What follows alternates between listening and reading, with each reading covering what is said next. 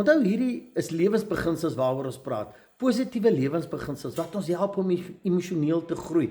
En dan kan ons deurbrake in die emosionele en wel in die fisiese ook ervaar. En as jy regtig committed is en jy probeer iets uitsort in watse area van jou lewe en jy glip, jy maak 'n fout, moenie sleg voel nie. Dan besef jy maar, dis nie wie jy is nie. Ek gaan weer opstaan. Onthou, die bron van liefde, die ondersteuning, die krag is in jou, maar die bron werk net saam. Ek en jy moet die besluit neem en sê, ek gaan weer opstaan. Ek gaan elke dag probeer, al val ek 5 keer, gaan ek 6 keer opstaan, maar ek gaan by hierdie droom hou en ek gaan uitkom. Dis soos 'n GPS van 'n kar.